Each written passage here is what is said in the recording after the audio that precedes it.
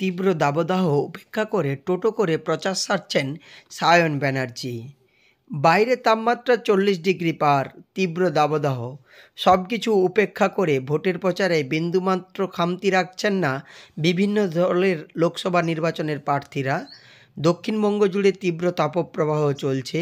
পূর্ব মেদিনীপুর জেলায় তাপপ্রবাহের লাল সতর্কতা জারি হয়েছে। আর সব কিছুকেই উপেক্ষা করে টোটোয় করে প্রচারে জোর দিয়েছে এবার তমলুক লোকসভা কেন্দ্রের সিপিআইএম প্রার্থী তথা আইনজীবী সায়ন ব্যানার্জি।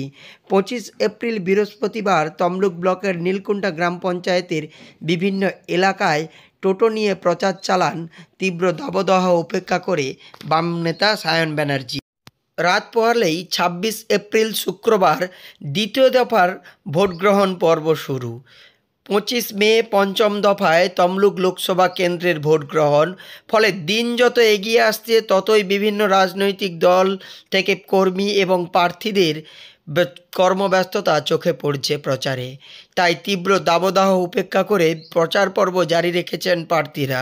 পূর্ব মেদিনীপুর জেলার তমলুক লোকসভা কেন্দ্র এবার রাজনীতিতে হাই প্রোফাইল লোকসভা কেন্দ্র হয়ে উঠেছে।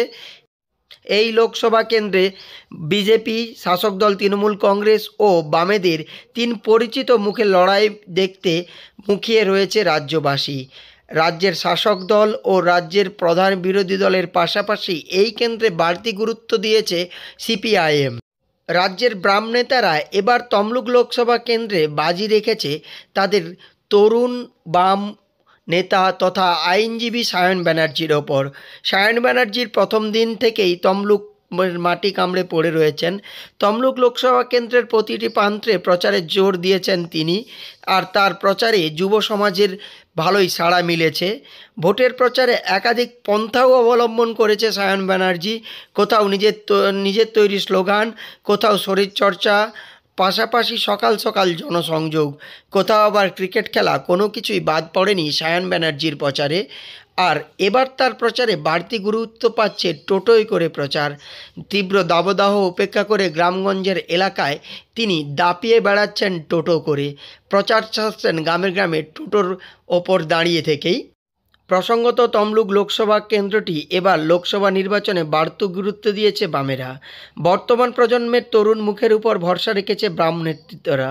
ভোটের ফলাফল যাই হোক না কেন প্রচারে খামতি রাখছেন না তমলুক লোকসভা কেন্দ্রের সিপিআইএম প্রার্থী। তাই তীব্র দাবদাহ উপেক্ষা করে তমলুকের বিভিন্ন এলাকা চষে বেড়াচ্ছেন তিনি। গ্রামে গঞ্জে ঘুরে বেড়াচ্ছেন, এমনকি একাধিক জনসংযোগও সারছেন তিনি। তীব্র দাবদাহ উপেক্ষা করে এদিন টোটো নিয়ে গ্রামে গ্রামে প্রচার চালান তিনি। পূর্ব মেদিনীপুর জেলার তমলুক থেকে সৈকত সিংয়ের রিপোর্ট, লোকাল 18 বাংলা।